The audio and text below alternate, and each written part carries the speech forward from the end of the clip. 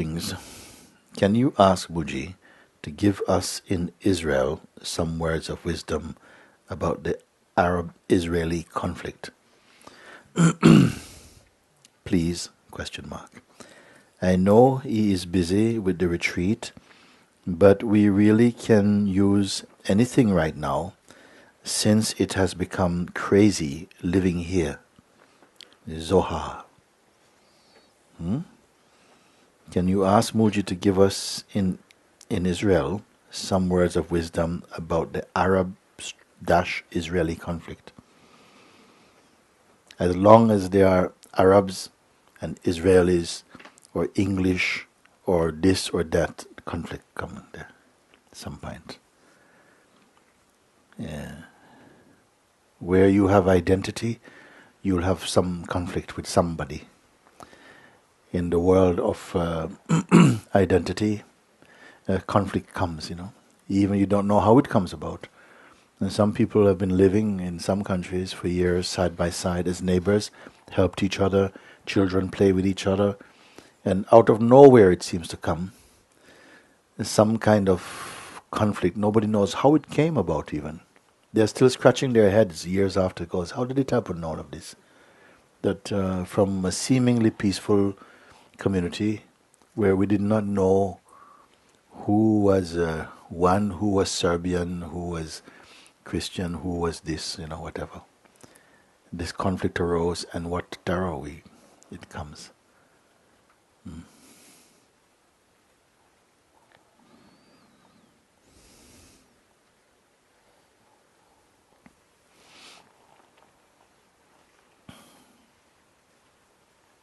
And so when we are strongly identified personally, Maya has her freest reign.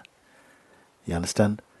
When we are so identified personally, steeped in tradition, in race, in religious differences, in gender differences, with agenda differences, with everything, it's a breeding ground for conflict.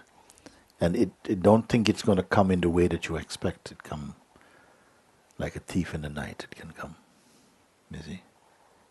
And what suffering it bring? What madness,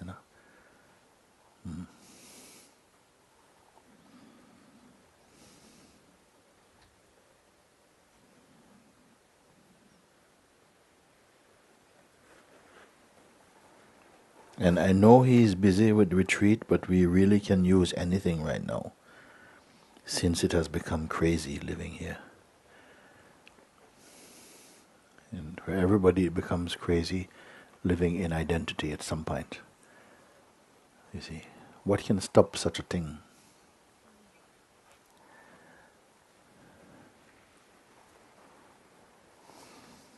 It is very difficult to talk about these things, you see, because they are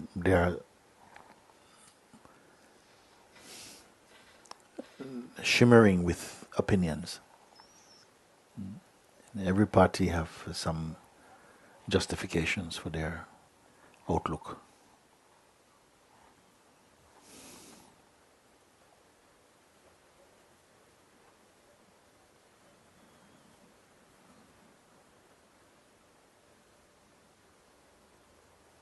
The Arabs and the Jews, they are descended from the same lineage. They come.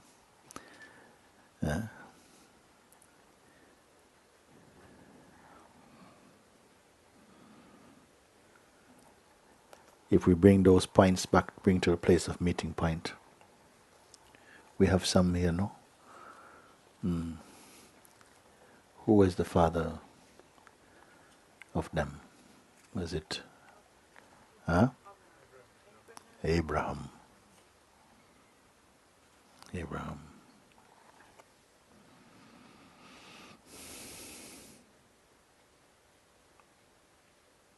They worship the same God.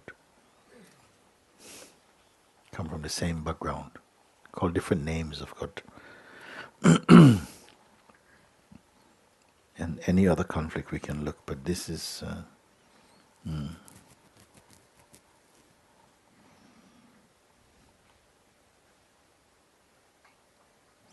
behind sometimes even the fiercest battles and brutalities, there is a hidden love there.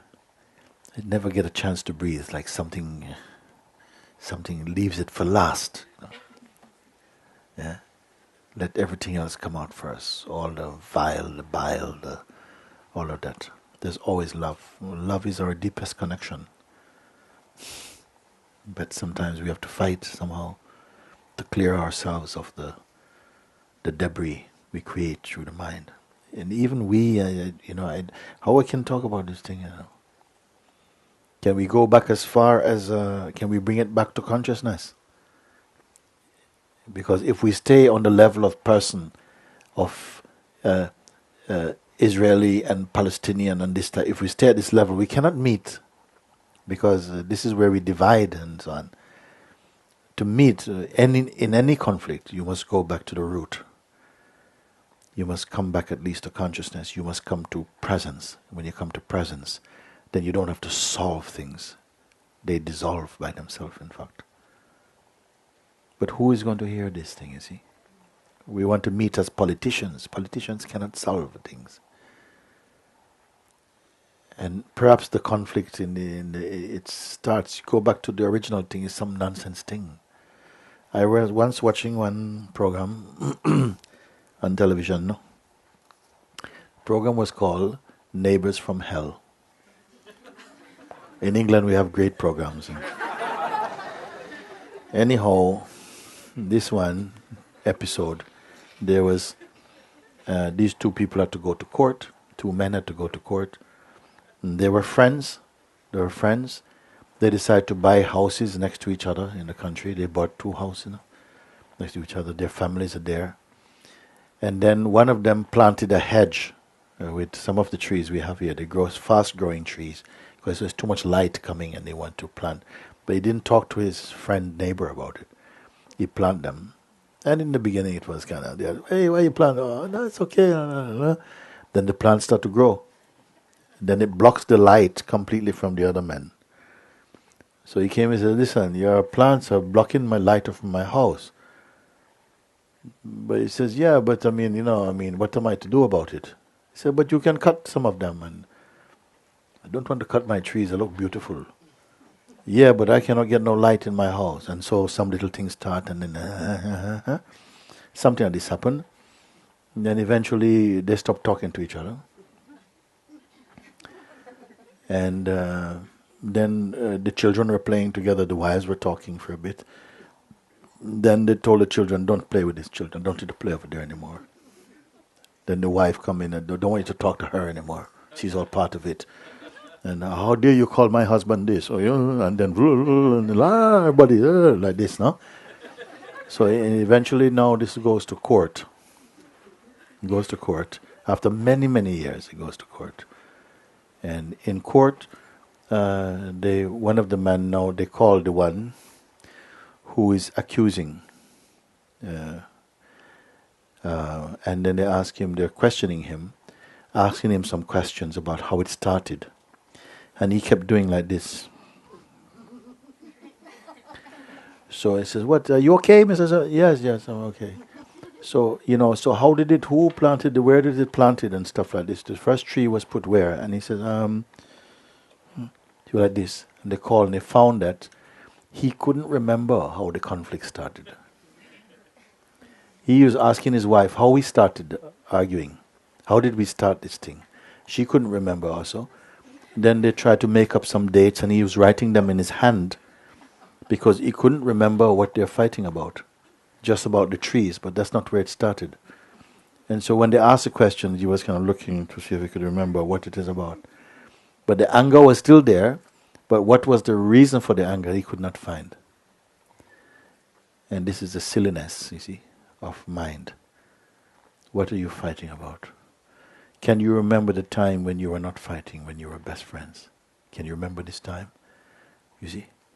Because once the ego gets in there, sometimes you go to a party together at somewhat neutral place and your enemy friend gives a joke and you find yourself laughing until you remember it's my enemy. Oh, I'm not laughing.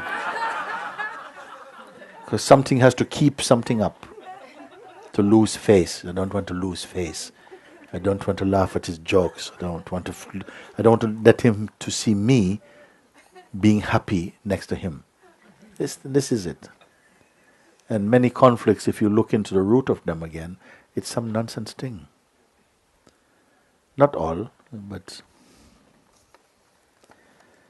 And also they lose the power to say, I'm sorry, or I made mistake, I was too harsh. They can't say. And one of the most beautiful things is when you can say, I made mistake, I am sorry, please forgive me. It's one of the most powerful things you can say. Because you are standing with someone with a sword in their hand, and if you can say, I'm sorry, I was the one who made the first mistake, the sword can become a bunch of flowers very quickly.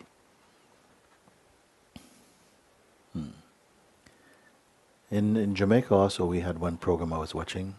Some university students were there discussing about the different groups and Rastafarians and so on like this. And one girl stood up and was making some statement about Rastafarians. And then one Rastaman got up and said, excuse me, you are talking rubbish. Have you ever been to this community? No, sir, I have not there. Then how can you speak as though you have been there? And then, she got up and she says, please forgive me, because please forgive me and thank you for correcting me. And suddenly it was so powerful. It was so powerful because the humility was more powerful than the anger. And he just says, it's okay. You're young, he said like this. But the anger had changed, you see. It doesn't grow. And when you have pride, people say, no, it wasn't. I said this. I've been there. And I haven't been there. No, okay, my brother's been there. And like this, it happened like that. If you are able to say and to admit, I was wrong about this. Yes, I spoke too quickly. I judged you, and I'm sorry. Please forgive me. Touch their feet. Please forgive me. Uncle, please forgive me. Sister, please forgive me. I spoke wrong. And see what can happen. When you lose the ability, the humanity, the humility to say, I made a mistake.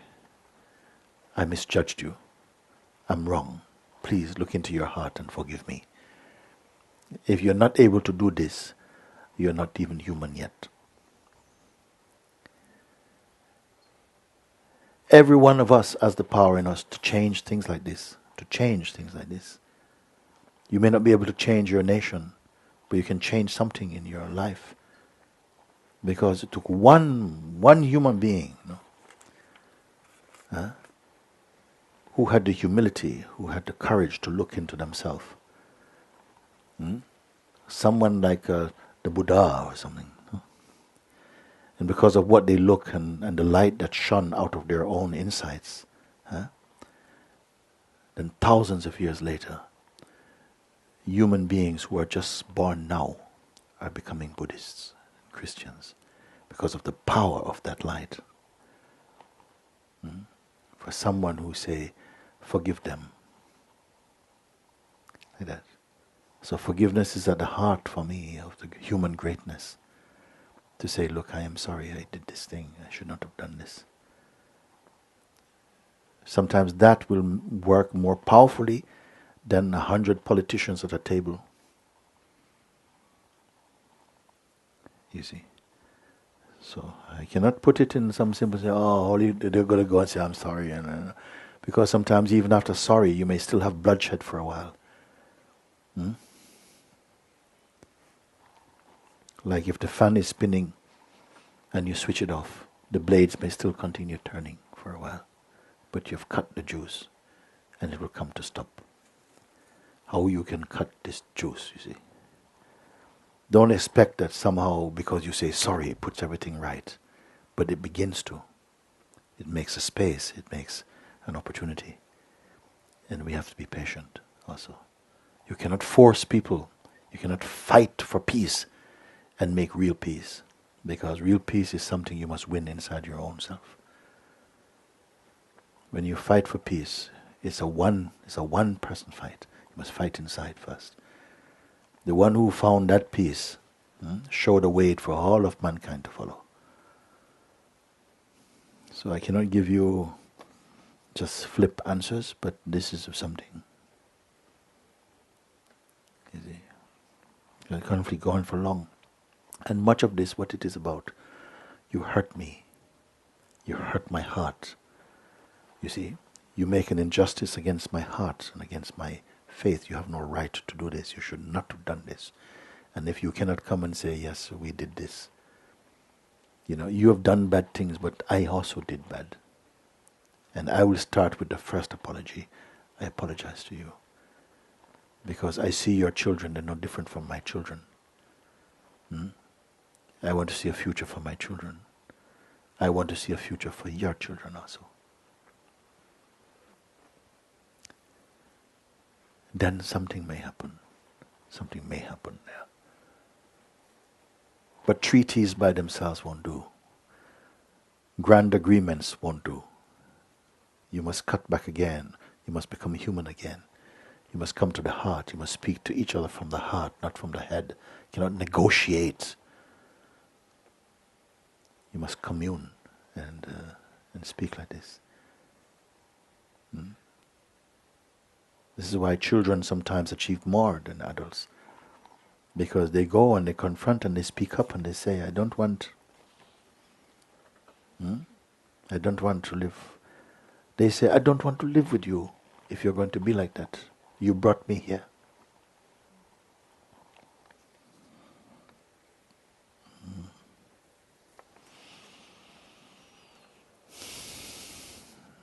Well, God bless both.